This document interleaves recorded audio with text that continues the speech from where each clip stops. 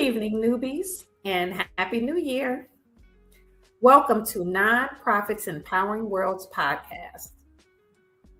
Nonprofits Empowering Worlds podcast is a show that's dedicated to featuring nonprofit leaders from the United States as well as globally who have started a nonprofit and built it from the ground up and is currently making major impacts on their community. Today, we are joined by Zelda Robinson from Chicago, who has a nonprofit called the Higher Learning Network. But she is not just a nonprofit founder. She is also a humanitarian that uses her own time and resources to feed the unhoused here in Chicago. So we're going to talk more to Zelda about her journey and what motivates her to do this kind of work and how she stays so youthful looking and vibrant. Look at her, isn't she gorgeous? She doesn't play the guitar, but I love this picture because I think it exemplifies who she is as a person, a free spirit. Before we bring her to the stage, I would like for you to hear a word from the Female Solution Global Broadcast Network, which is the network that we are a part of. I am your host, Bridget Scarborough. I am a nonprofit strategist and founder of 501c3 MyOrg.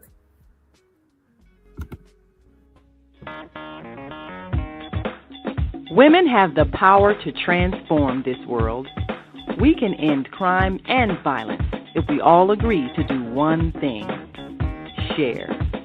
Let's share our wisdom, share our time, share our talents, share our finances, but most of all, let's share our love. This is the Female Solution. Leaders of Nonprofits Empowering Worlds, let's go.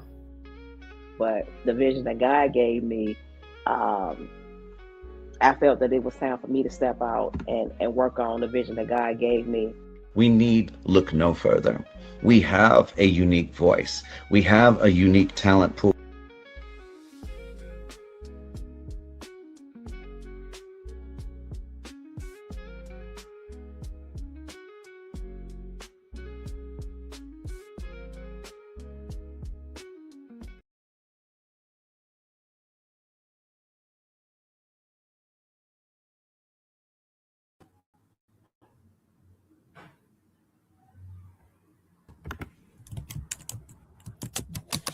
Hey, Zelda. Hey there. Let me move you over to your rightful spots. Okay. How are you doing, Zelda? Oh, it's a wonderful day to be alive, to be breathing.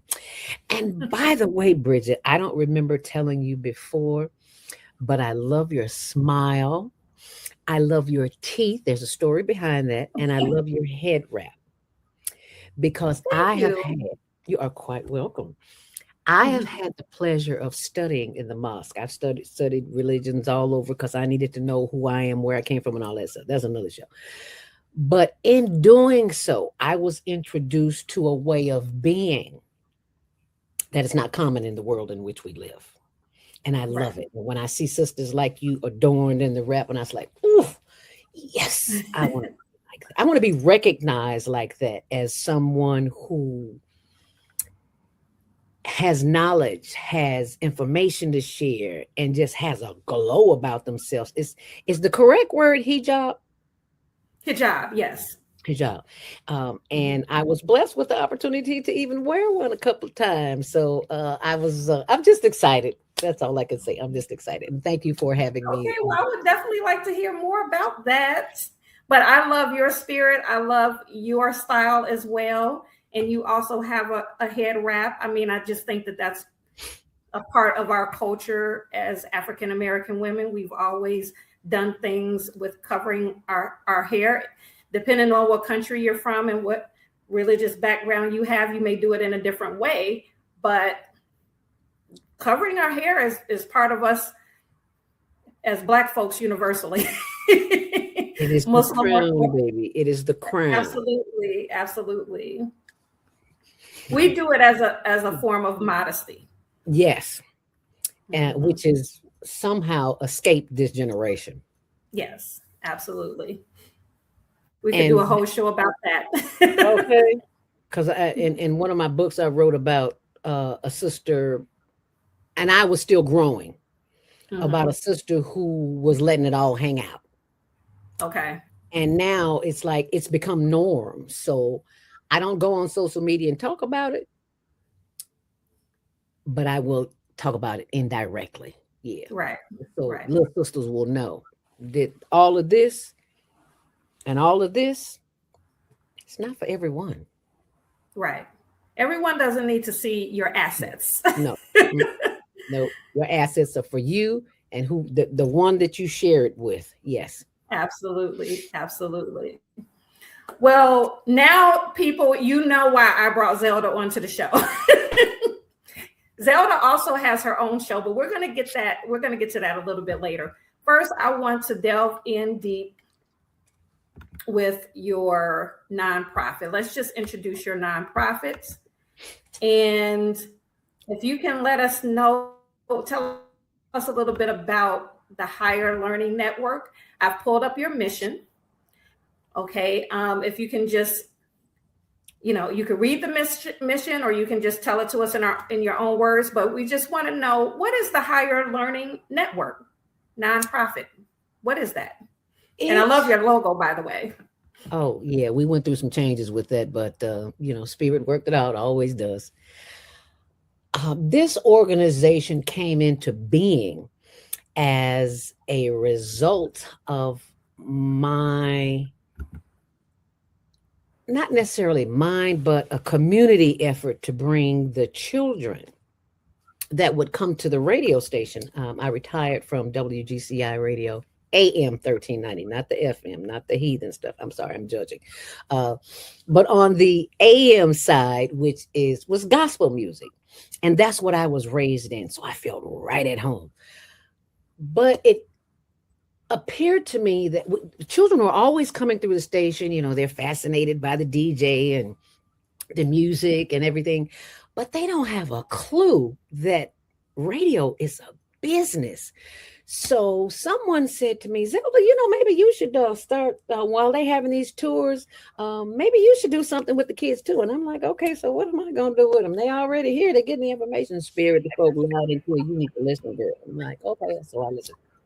So we developed a program to teach them not only how to be on the internet, but how to find their purpose in what they're doing, their speaking, their thinking abilities, their hearing, their listening abilities, because that's not something that is taught in public school or any institution for that matter. You have to have some form of attentive listening.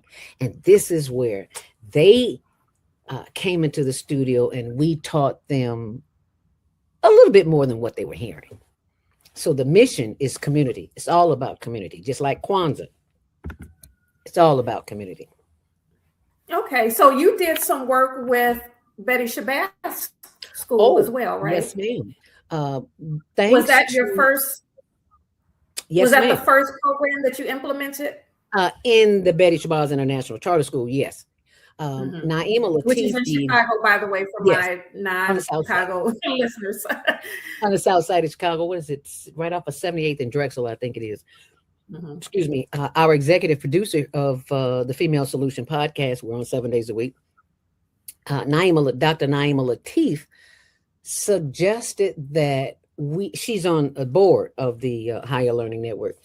And she suggested, why don't we go to Betty Shabazz? Because I used to teach there. She used to teach there. And it's like, oh, okay, good. So she knew some people. We got in there and got the program up and running. We did a couple of semesters and we're working on more. But these children were so excited. And I was excited that they were excited. Who knew podcasting could be so exciting?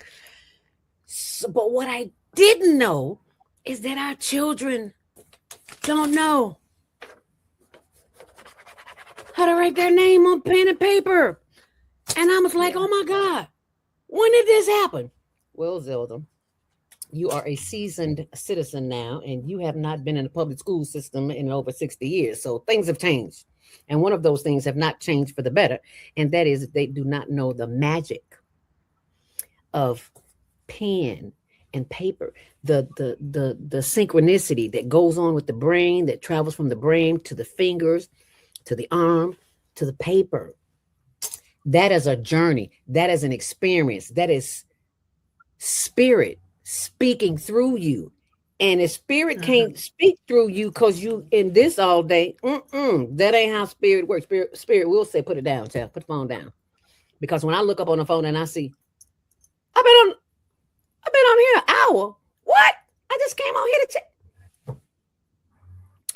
That is why we have to connect with our higher power. First thing in the morning. Don't even turn the phone on the first hour you get up, because I caught myself getting up trying to look. Oh, no. That is not how you were raised, girl. Your mama will be looking at you. Girl, turn that phone off. So when you turn off the electronics, then you tune in. And that's where the answers come from. I say this every day on Monday Morning Mindfulness. When you tune the world out and you tune into what's in here, what the spirit has to say for you, child, you're gonna be just fine. But you gotta still. Well, I commend you, because I'm also in the education field, and what I'm seeing is the same thing that you see. And that's something that I've always preached, was that we need to be teaching our students not only how to read and write, but what you're doing is teach with the podcast program. You're teaching them how to use technology to be a producer versus a consumer. So now, we're just thinking all of the schools. Well, I'll speak for the school that I work at. All of the students are given iPads, and 90% of their work is done on the iPad.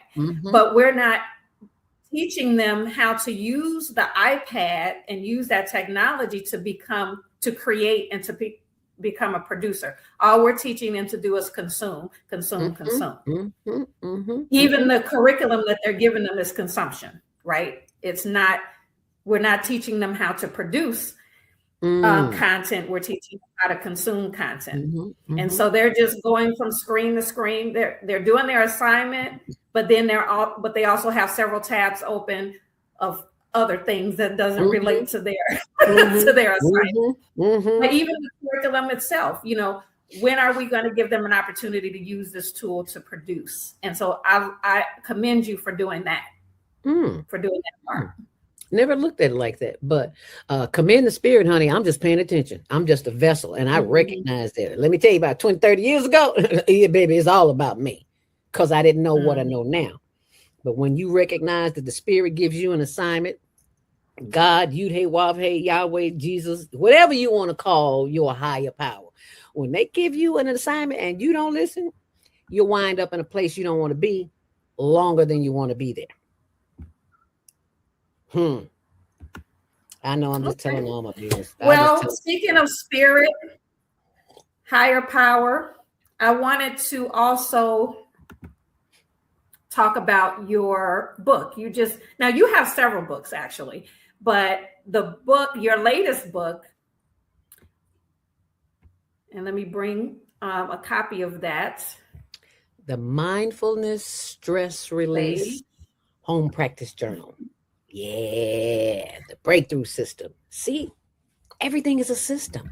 So I see a common thread. I see a common thread with you. You have a show called Monday Morning Mindfulness. You just came out with a book called Mindfulness, the Breakthrough System. Tell us about this mindfulness thing. What is mindfulness? Why are you promoting this? What is your connection to mindfulness? Tell us about what this concept is.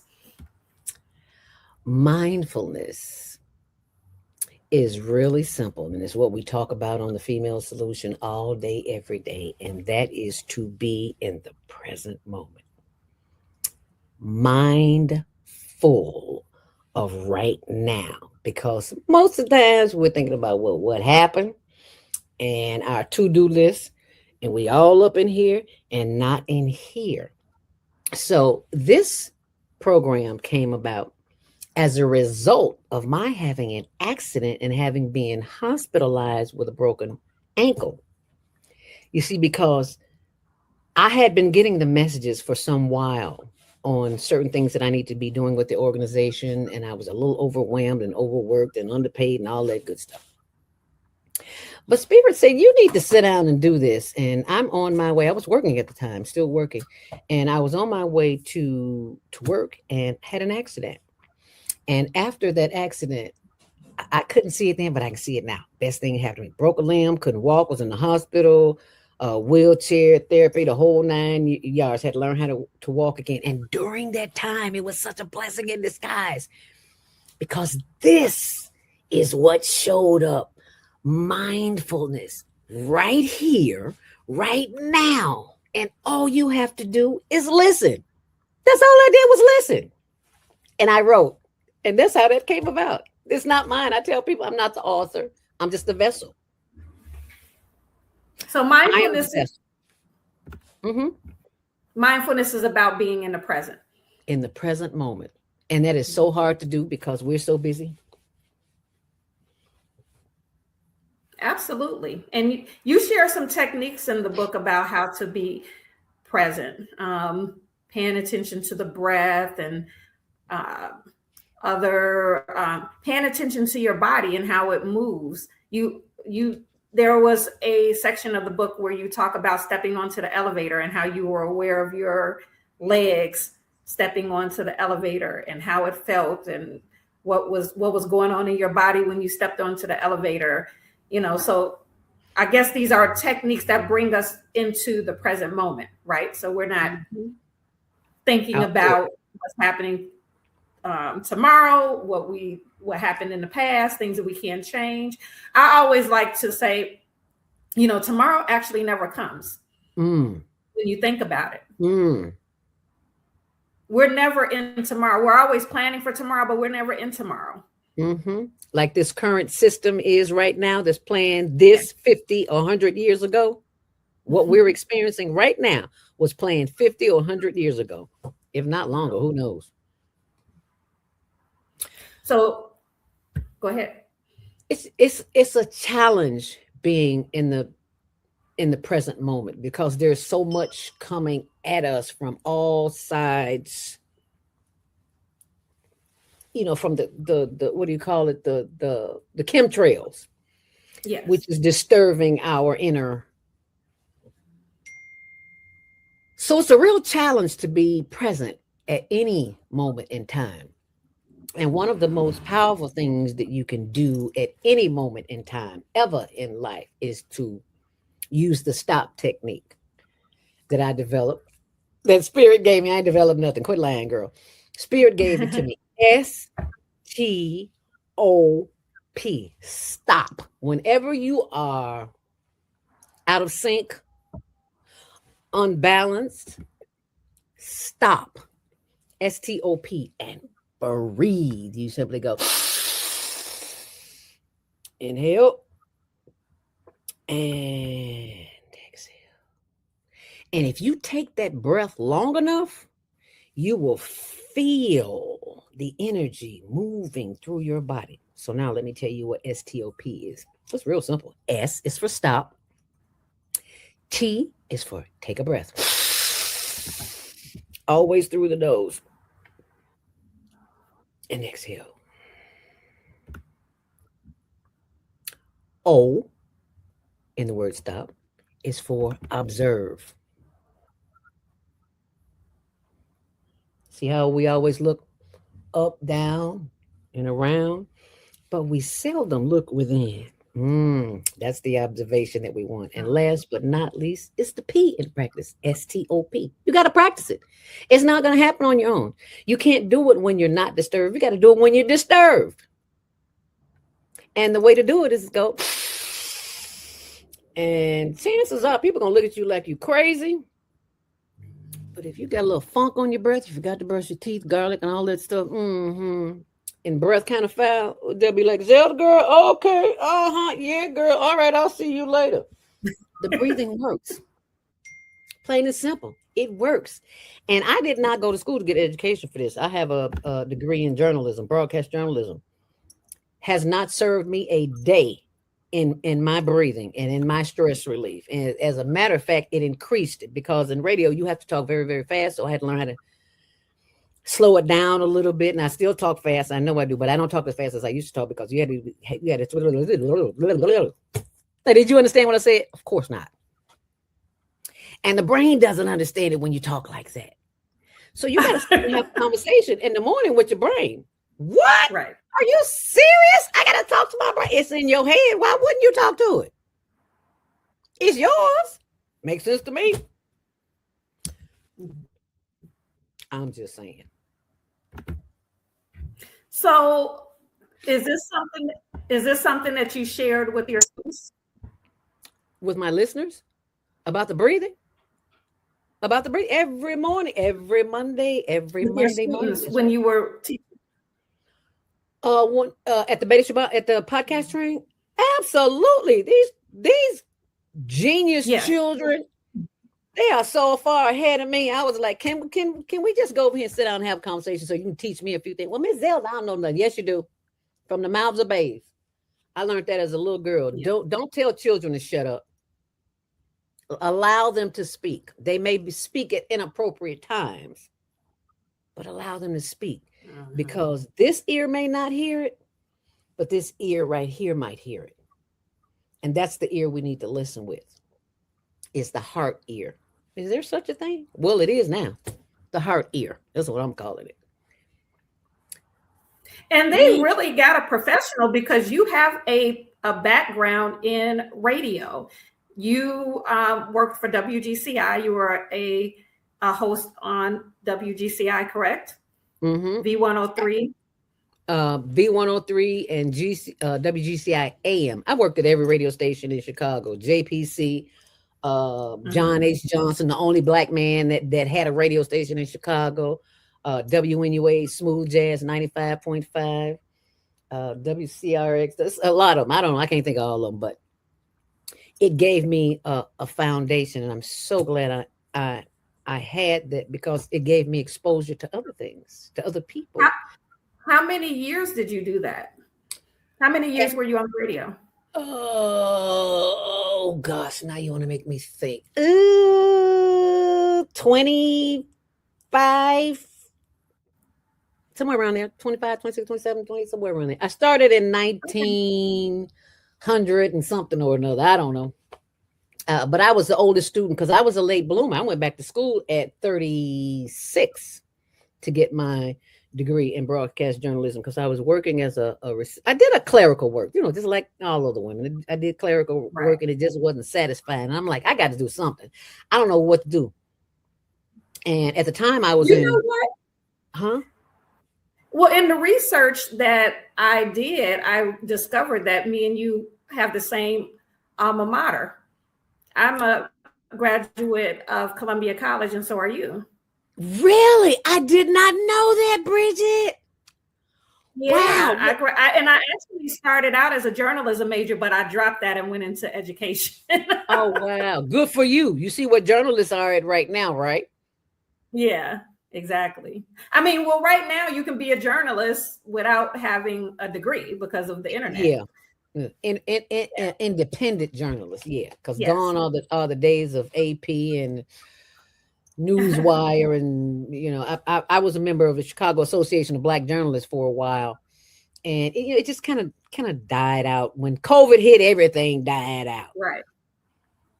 And being in that circle for our children really, really gives them a head up. And not only do our children. Oh, my battery's about to go out. I got to plug my computer up. I thought I had it plugged up.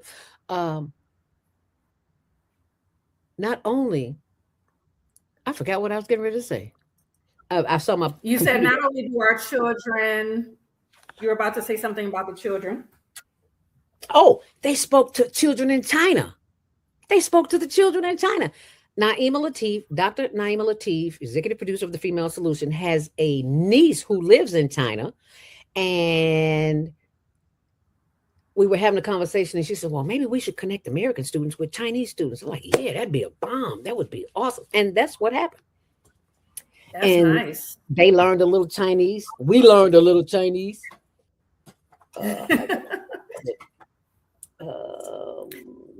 I gotta. Well, yeah, I was excited when I found that out. I know so many creative people that graduated from Columbia. I mean, Columbia College really does put out talent. I will say that. I was in print journalism though, and it was so boring. I dropped it right away. But the only thing that the one main thing I took away from print journalism that I still use to this day, that was the most valuable thing, was the desktop publishing class. So back then I took a desktop, all the other classes I was not interested in, but the desktop publishing class set up a foundation for me to do what I do now. I ended up publishing, while I was there, I ended up publishing poetry. But once I learned desktop publishing, I was like, this is all I need to know. I could publish my own book. So I published a poetry book while I was still in college. And then even to this day, even though now we have more advanced software and apps now to do this type of desktop publishing work that we used to do, now it's a lot more advanced. It kind of set the foundation for design and layout with me, so that's why I'm able to do my own promotional materials and things. I've always enjoyed doing things like that. Yeah, design and layout. So, but I got that from desktop publishing class. I wouldn't have even known that was an interest of mine. But once I knew that, I said, wow, we can, I've been able, when all of the businesses and things like that, I've been able to use those skills to do brochures and, logos and all of that kind of stuff, and that really the foundation for that was with that class, that desktop publishing class. And that was a class at Columbia College? At Columbia College? Yeah, it was in the journalism program. Yes. Oh, okay. I didn't see that class. I might have taken that one. Now, remember, this was back in the day. So it's probably a lot different now because we were using like Quark Express and all of those type of programs. Now people have Canva, and it's a lot more, the software is a lot more advanced now. But I did my first poetry book in Quark Express, and I learned that from the desktop publishing class, how to use that. Wow. And what year was this? 90. I started Columbia in 95. Okay. 1995. So I probably took that class around 1996, 97, something like that. Okay. Yeah. I left in 93 and I wanted to go back, but I was just so sick of school. I swore on a stack of Bibles I would never pick up another book, read another nothing. So don't say what you're not going to do, because that's exactly what you wind up doing. I learned the hard way. But yeah, Columbia is a place where you can learn so much because the students are from everywhere. And there's just and what I really loved about it was that the teachers actually work in the area, in the industry where you want to go. Yeah. That's how I got my internship at WGCI and wind up getting a job there. The people your teachers are working in that field. And that's the beautiful thing about it. Right. That was their claim to fame. That's what they always advertise, that you have, that the teachers there are actually in the fields. Yep. Yeah. They never lag. So we're going to take a quick commercial break, and then we're going to come back and find out the humanitarian part of Zelda, because she talked about her nonprofit, but to tell you the truth, that's actually not the reason why I was moved to bring her on the show. So we're going to go into her current humanitarian efforts as soon as we hear a word from Asada, who has a book fair coming up. So we're going to let you know about this book fair that's coming up in Chicago. Next month. Yes, called the Soulful Chicago Black History Fair. Yes. Soulful Chicago Black History Book Fair. Hey family, this is Charles Humphrey of MCH Publishing, and I'm here with Ashada, and we at the Soulful Chicago Book what? This is the Soulful Chicago Black History Book Fair, slamming. We getting down in Hyde Park. Just run it down, my sister. Just tell us, for the people, a little bit about what we're doing here today and why. You know, this is the Soulful Chicago Black History Book Fair, and this month is very important. I feel like we don't give it the type of recognition that it needs, but beyond that, I do all things literary, and we have so many ancestors that have taken a tradition of writing and done great things. Well, we have those of us that are carrying on that tradition, and nobody knows about them until now.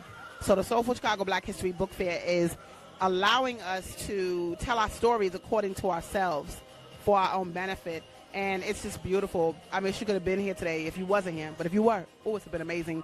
People came in consistently, children, and we have children's authors, we have nonfiction authors, we have fiction authors. This is really good, and it's about taking our own power in our own hands and doing what we do on the literary tip, though. Right. I gotta work, but I can't help it. Everything going too smooth. Not just about bring my African shit like this. Bring it back.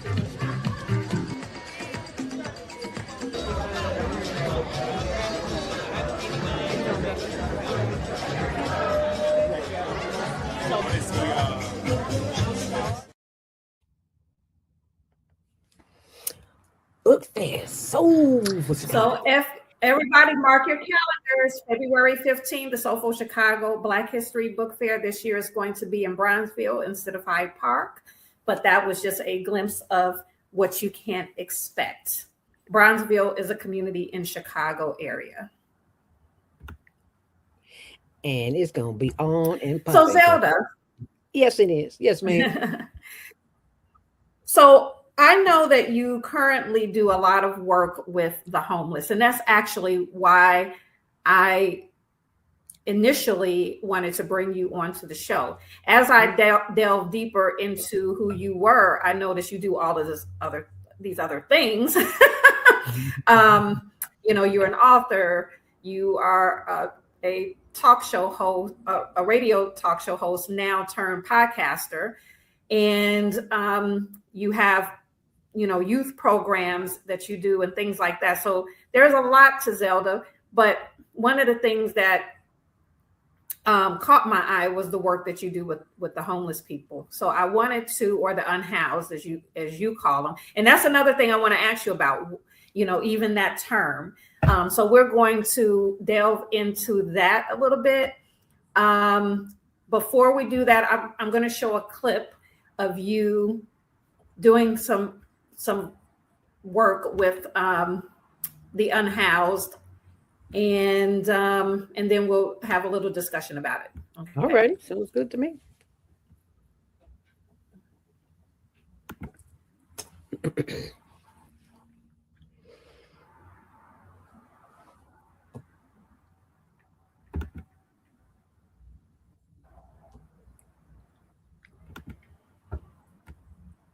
Okay, give me a second. Mm-hmm.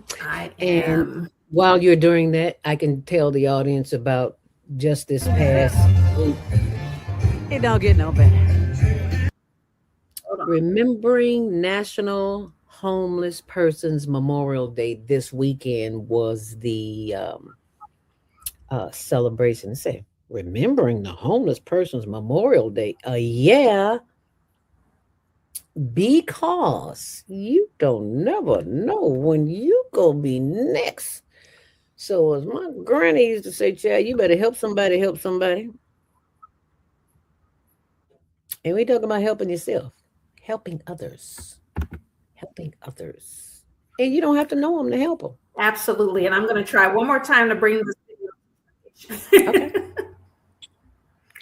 Okay. Okay. Nothing beat a failure but a try.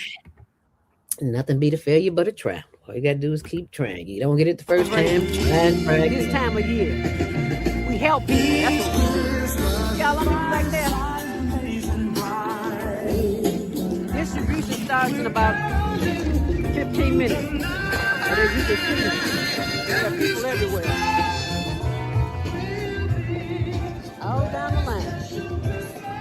gonna be Christmas because we got people who love helping people. How cool is that? It don't get no better. It don't get no better. You don't feel good. Something wrong with you. You ailing. You just feel out of sorts. Go do something for somebody else. Watch your whole spirit change. Watch what happens to you. Watch what comes to you. Ooh! I cannot tell you. I can only show you. But don't believe nothing I say. Do it for yourself. And watch. So this is how you spent your Christmas, correct? Yes, ma'am. This is how you spent Yes, your ma'am. Christmas, right? And this is why I say you have the nonprofit, but you're also a humanitarian. I'm not sure how much of what you're doing with the homeless relates to your nonprofit, or is this something separate that you're doing? But let's talk about that. Like, what made you start servicing the unhoused? And also, why do we call it unhoused instead of homeless? What I grew up calling people that didn't have a home, homeless. Why are we now transitioning to calling it the unhoused? I'm so glad this is something new to me. New to me too. It's like, okay, so you've been calling the homeless, our unhoused neighbors, you've been calling them unhoused since you were a child 50, 60, 70 years ago. So one of our callers, Baba Kwame Sunhorse, called in one day and he said something to me. He heard me talking about the homeless unhoused. And he said, Elder, think about this. No one is ever homeless, ever. And this is what he said. He said, the sky is your ceiling. The ground is your floor. And the walls are your environment. Okay. For your donation. And that is from Mrs. Deborah Smith, who is on every third Saturday on the Female Solution. She's our travel expert. And we've taken trips with her. So we know she know what she's doing. But let me back up. And thank you very, very, very much, Mrs. Deborah Smith. And for all the listeners and all the viewers who find grace in their heart to share what they have. But I want to go back to the beginning. Right. In 1900. And I apologize for the video interruption. I'm still new to don't worry, maneuvering. You're not by yourself. I'm new too. I have little bloops all the time. So trust me, you're not by yourself. Yes, I'm still new to maneuvering some of these functions here on StreamYard. But go ahead. You were talking about why we don't call homeless people homeless. Because people have an agenda. And I discovered that agenda is not for the best interest of those who are living on the street. I watch a lot of YouTube University. That's where I get a lot of my information from. And when I discovered that many nonprofits, not ours, but many nonprofits get millions of dollars, and here we are here scraping. It's because they know who to connect with, and they know how to spend the money, and they spend the money on salaries, not always on the unhoused. So I've discovered there's a racket going on. You want to make some money, start servicing the housing. I have not applied for one grant for housing, but I've met a sister who has some information on some housing. So we're gonna be able to house some folks in a minute. Matter of fact, right now, because we're working on it. So we're gonna make that happen. But I want to back up to how this organization got started. At first, there's a sister named Rhonda Thomas. And we were teaching women how to start a nonprofit agency, how to start a business, how to start an LLC, all that. And it was called the Professional Women's Empowerment Network, PWEN. Well, during those breaks in the training, the sisters would get together and talk to each other. They would always talk about their children. And they were always saying, well, wish we had something like this for the children. And so we were thinking, okay, maybe we need to do something for the children. Okay. So we started YEN, the Youth Empowerment Network. And then after a while, the adults said, okay, you training the children, but you need to come back to us. So it's like, okay, we got the youth and we got the adults, and we can't use any of those names. We can't use Professional Women's Empowerment Network. We can't use Youth Empowerment Network. So we need something else. And someone comes along and brings me a big H. And what am I supposed to do with this? And something said, Spirit said, just hold on to it. And it's like, okay. And out of nowhere came the word Higher Learning Network. And I got it, and it clicked just like that. So even though we went from Pwen to Yen to HLN, we are now the Higher Learning Network, and we've been operating since 1900 and something or another. I don't know. Anywho, I just love saying 1900 or another because that makes you sound really, really, really old, right? I want to get to be 102, that kind of. But homeless or unhoused, because when we say the word homeless, it has a negative connotation, like you're unworthy. You are not a person that I would like to associate with because you have nowhere to live. Worst thing in the world. What kind of consciousness is that? So maybe, just maybe, I don't know, just maybe somebody came up with unhoused because it sounds a little more palatable, a little bit more friendly. Not so the homeless people over there, but now they're unhoused. Where do you think it came from? That's what I think. I don't know. And that's just in the last 5 Well, you started years. to say that somebody shared with you. Somebody stated, people. Yeah, you started to make a statement, and I think I interrupted you with that video. But you were saying that someone said that they have the sky above them, they have the ground below them, or something to that effect. Did you want to finish that statement? What was the message there? He's Baba Kwame Sunhorse, who is a seasoned citizen. He lives in Georgia. Naeem and I and somebody else, Deborah, as a matter of fact, went down to Georgia. I forgot what. It wasn't Atlanta. It was a suburb of Atlanta. I can't remember which one. And we were having a conversation. We went for a little powwow in the yard where, not a smoking powwow, but a powwow where great minds came together to focus on the upliftment of the community. And while he was there, he said something that struck me. He said, the sky, there's no such thing as homelessness. It's unhoused. The sky is their ceiling. The ground is their floor. And the environment are their walls. And I hope I said it right, Baba. I hope I said it right. Because America has taught us that if we don't have the traditional housing, like in the motherland, we live in huts. Let me straighten that out. In the suburban part of the continent of Africa, in the hills, people live in huts, and there's nothing wrong with living in a hut. You learn how to survive. You learn how to use your instincts because you're out there with nature. You don't have the ability to go and open a door and go sit on a toilet and squat and release yourself. You don't have that. So you have to become creative. You become a genius through survival, through instinct. And there's nothing wrong with that. I've lived not on the street, but I've lived somewhere I didn't want to live. I'll put it like that. I wasn't on the street. I was in a house. I was in an apartment. I was in I had my own bedroom. It wasn't mine. When we're taught that, family doesn't matter. Everybody needs your own. No, you don't. You need family. You need people that you are familiar with because you have something in common. We have a collective consciousness, and the ancestors are always talking. We just too busy listening. I'm sorry, I talk too much. Go ahead, girl.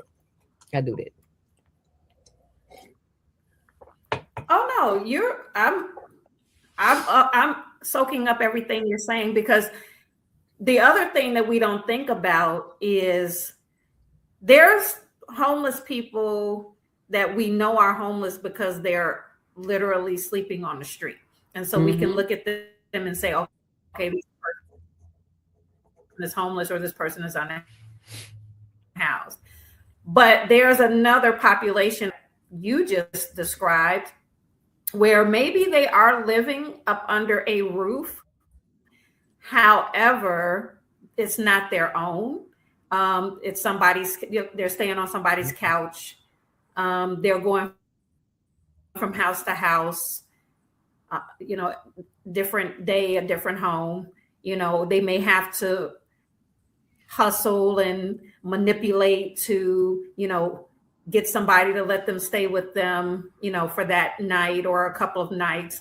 And then they have to do the same thing. It's like, okay, repeat, next day, repeat, same thing. Whose house am I going to be staying at tonight? Who am I going to smooth talk my way into or manipulate or, whatever they have to do. So, there's people that, again, they may have a roof over their head, but that doesn't mean that it's theirs. We have a student population. That's where the McKinney-Vento laws came into play, because, a lot of our students are homeless, living from place to place, living in a car, things like that. And they might not have an address. So homelessness looks like a lot of different things. Just because you are sleeping under someone's roof doesn't mean that you're not homeless. And I had no idea that there were so many unhoused children. Yeah. 9, 10, 11, 12, 13 to 19. One could almost say I was homeless as a 10-year-old when my mom passed, but I had an auntie. In Mississippi. That's why I love Mississippi so much. And notice I said Mississippi. I didn't say Mississippi. I am a college-educated woman with a degree. Yeah, like that really means something, especially now. But Mississippi rocks. The most humanitarian folk I have ever met in my life will give you the shirt off their back, half the food on their plate, and that's where I get that from. Right. My auntie, Aunt Edna, thank you, baby. My Aunt Edna saved me when my mama passed, and they shipped me down south to go live with my aunt. And I left the train station. Hey, that's why I love riding the train. I had a phobia about it, but now I love riding the train. Get off the train station, get in the back of a 1939 Ford pickup. And I just felt so alone, so lost, like nobody wanted me. Nobody wanted to be bothered with me, a little girl.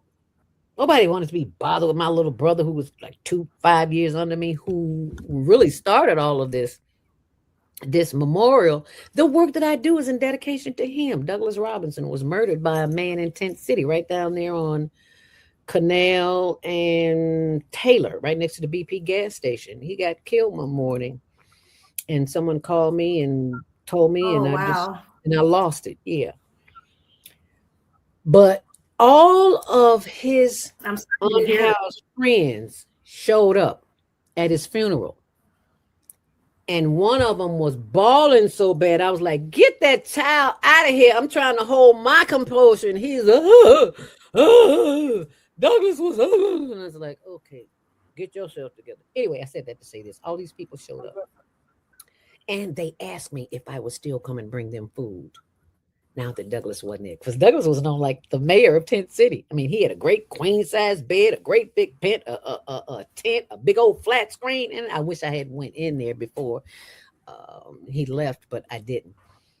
But he was so welcoming. There were people who had nothing and they had to lay on the ground. He'd tell them to come lay in his tent, lay on the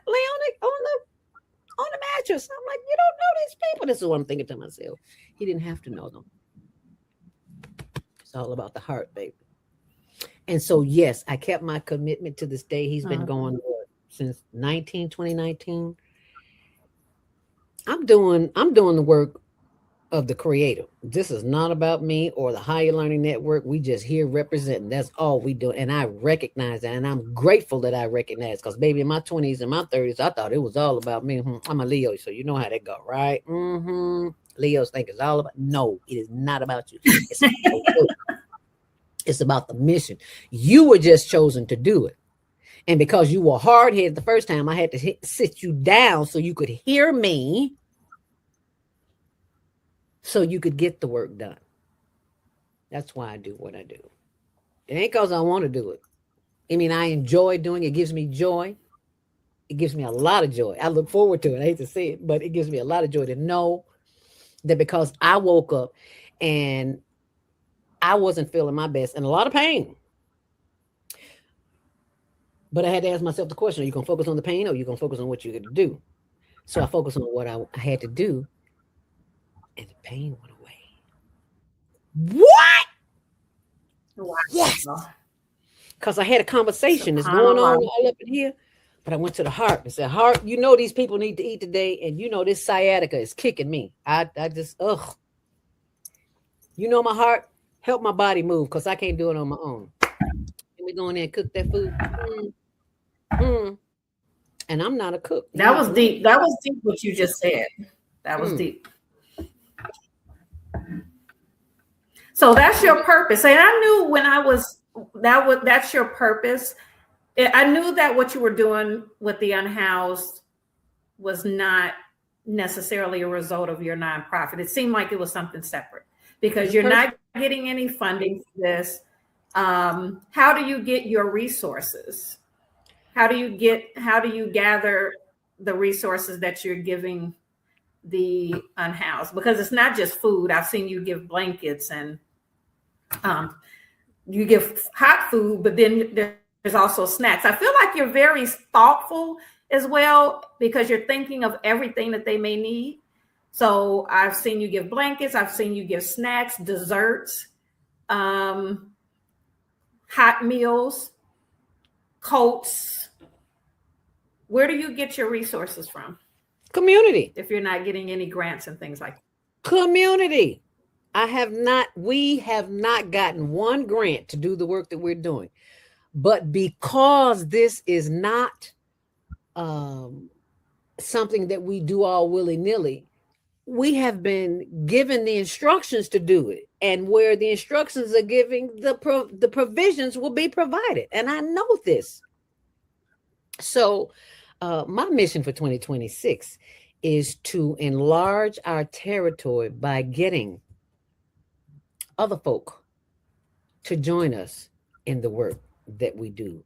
Oh, there's there's an organization called Street Samaritans that I went and volunteered with, who go out and did they feed them? I think they gave them more resources than food. I don't think they gave them food. If they did give them food, it was snacks, a lot of snacks. That might be where the idea where I got the snacks from, because we were always giving them food, but we weren't giving them snacks. But just to back up a little bit, I have been a volunteer at an organization called eaachicago.org. When it first started in 1980 something, I don't know.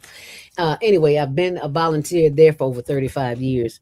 And since I was there with the executive director, and he knows I wasn't doing this then, but I've always been a volunteer.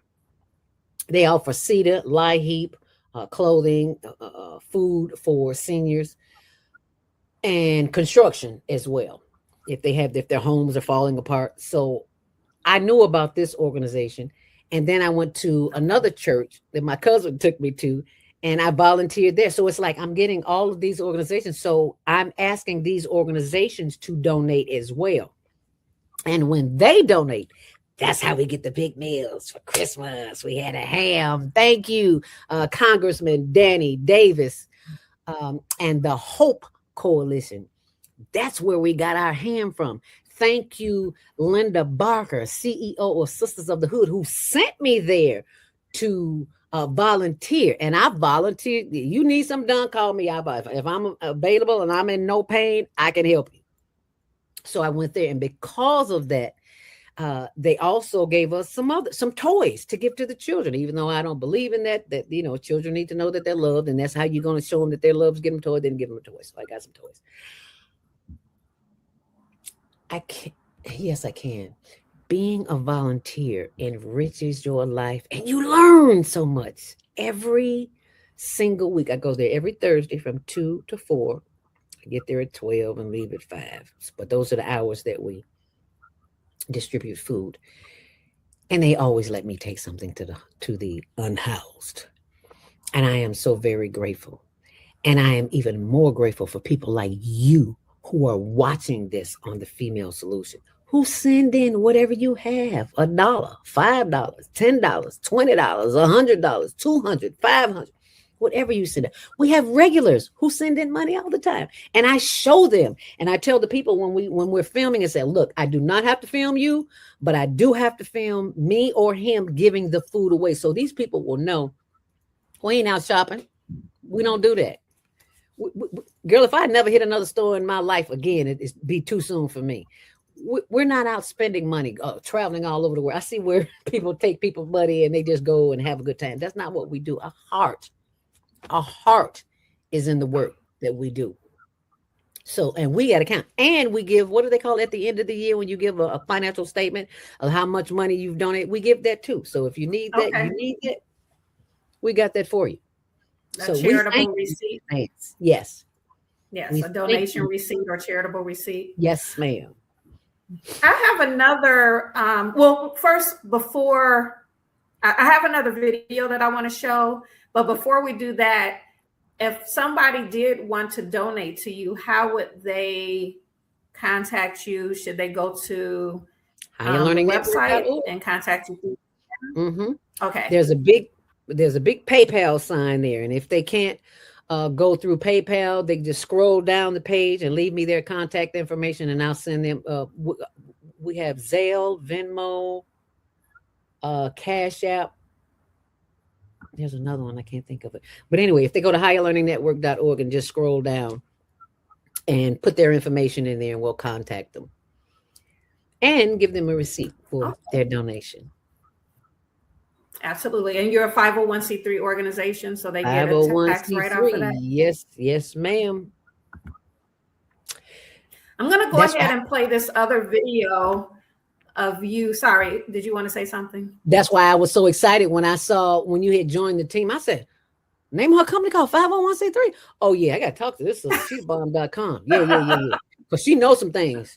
Yeah, she knows some things that I might not know. Yeah, I got to talk to her. And then out of the blue, I was like, oh, okay, Spirit's still working. Always, girl. That's what I'm talking about. Yes, ma'am. Mm-hmm. Well, you can always schedule a consultation. I just had a consultation with Naima about some things that she wants to do. Okay. Wonderful. Yes, ma'am. I will be doing just that. So let me show this other video of you providing resources to the unhoused. And then I had a couple of questions I want to ask you about that. Okay.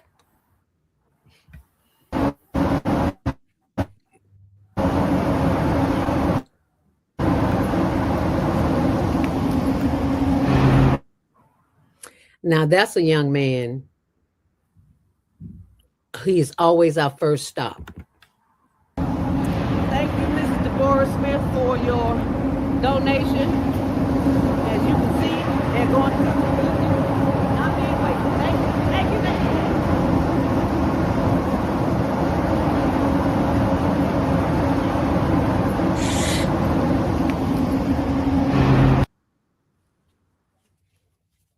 That young man is always our first stop on our journey, because we always see him first, and he's usually always there. And I never because I don't like to be awakened when I'm asleep. I don't never want to wake him up, but Tony's like, wake him up. We got food for him. And he usually wakes up. So that's just my idiosyncrasies. Yeah.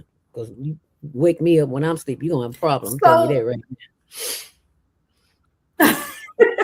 That's actually one of the questions I wanted to ask, because I've seen several videos with you where you're hesitant to wake a person up, and you're talking about that. And then sometimes I believe there was an occasion where you did wake them up, but then there's other occasions where you say, I'm not going to wake them up. I'm just going to leave the food here. So I want to kind of talk about what are the protocols for servicing the homeless. I mean, these are things that I would have not thought about, because, this is not the type of work that I do every day. So I don't, it's when I saw that, I was like, wow, that is something to think about. Do you wake the person? You have this agenda to feed the unhoused, but you get there and then they're asleep. So what do? Do you wake them up? Do you leave the food? Like, these are decisions you have to make. So what are some of the protocols, I should say, around servicing the unhoused,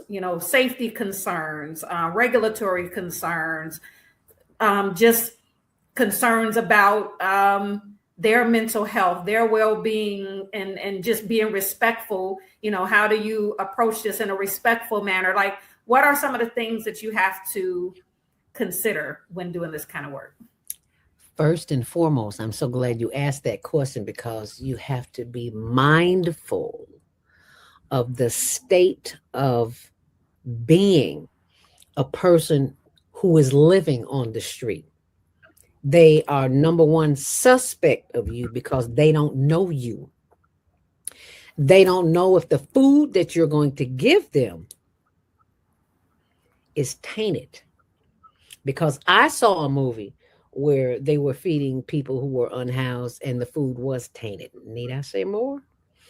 So once you see, when you keep going back, once they see you on the regular and nobody died the day before, the week before you gave them some food, that's a good sign. So they'll be receptive to you when you come back. Because I've discovered in this work that there are a lot of people who don't mean unhoused people good.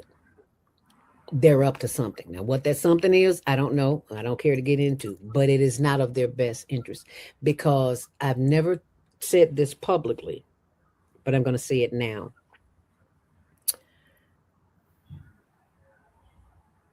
I was attacked mentally, not physically.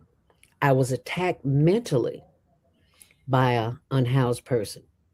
And it wasn't in my duty of feeding. I was sitting at a park by myself, with myself, listening to some motivational speech or something. I don't remember what it was. And a guy walked up to me.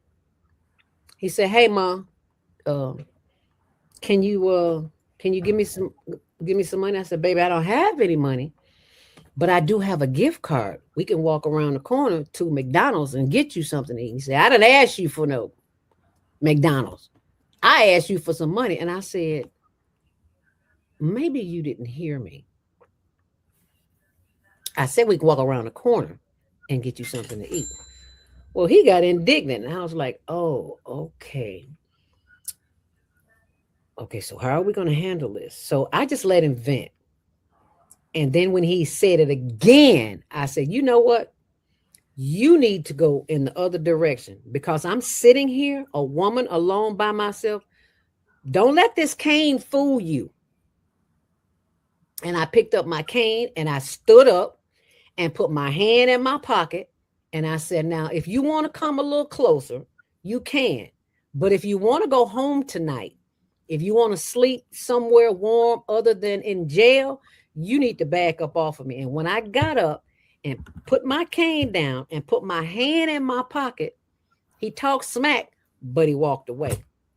And see, that wasn't number spirit, because I ain't had nothing in my pocket. He didn't know that, though. Mm-hmm. And my husband is always telling me, ex-police officer, he's always telling me, "You need to get a gun." And it's like, I don't want that energy around me, because I don't ever want to have to use it. Right. So he always tell me, "Don't go by myself." So I was by myself, with myself, minding my own business. I was not eating. So no one has ever attacked me.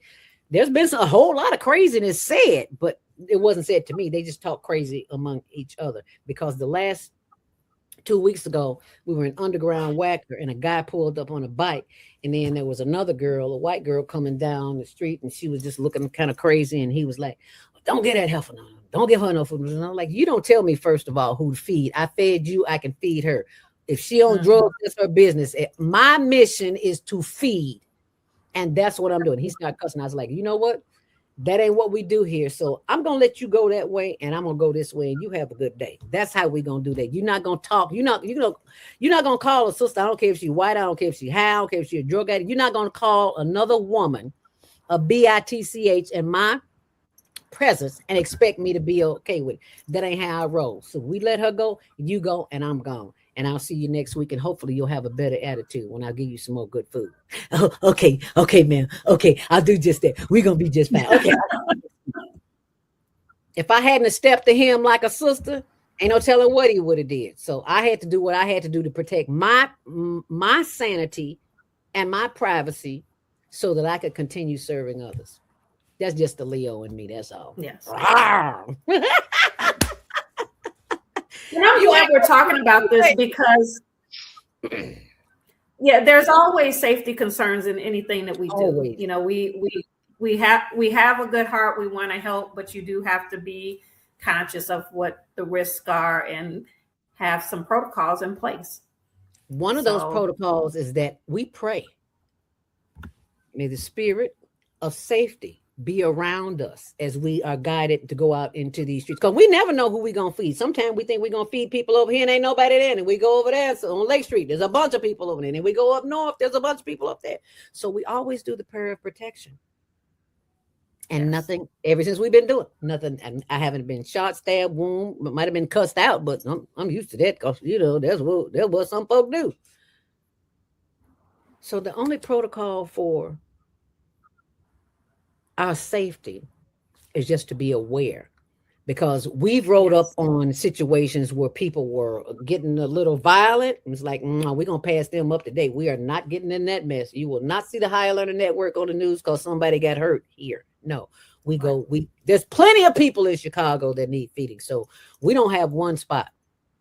Lower Wacker Drive, Upper Wacker Drive, Marine Drive, Lake Street, Hudson, Garvey. Oh, we got plenty of place. We serve until the food runs out. When the food runs out, we're gone. But we serve until we don't have any more. We never bring food back. We're gonna find some folks to get his food too. Because girlfriend don't cook. I wasn't allowed in the kitchen as a child. So I was never a cook. And then I got married. My husband likes to cook, so I let him cook. But now he's retired. He don't like to cook. So I gotta cook. Because this is my mission. He just helps. Thank God for him. Because somebody had to cook that ham. I wouldn't put my hand on that pork. I'm sorry. I'm sorry. I should have said that. Bacon is not my friend as much as I love it. Bacon is not my friend. Especially when I heard a comedian say you eating the booty hole of a pig. I was like, what? Oh no! Well, when I saw you making some seafood gumbo, it had like all chicken product in it, if I'm not mistaken. I was like, "Ooh, we had two different gumbos. We had one gumbo with just chicken and sausage in it. Girl, yeah, we feed them good. People feed us, we feed them. I want to taste some of that gumbo. I want to taste some of that chicken gumbo. But they loved it. They was like, "Oh, when you gonna make some more of that?" It looked good.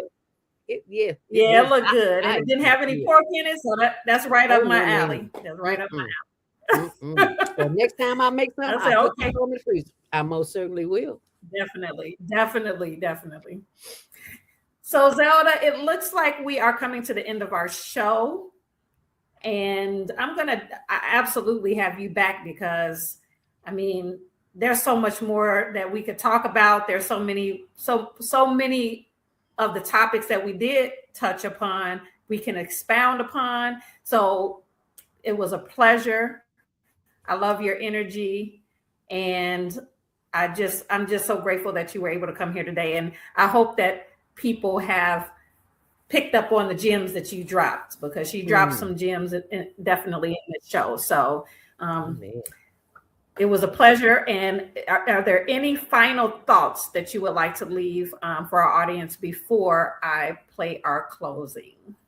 Simply breathe when you are stressed and listen for the answers.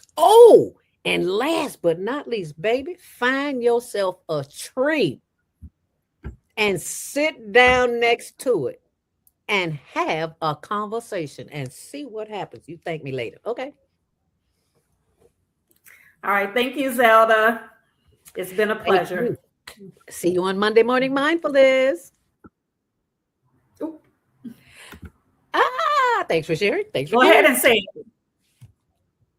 See you on See you Monday on Morning what? Mindfulness, 7 until 8 a.m. Central Standard Time on our YouTube channel, Higher Learning TV Show. Smooches. Thank you. Thank you, Zelda. Thank you.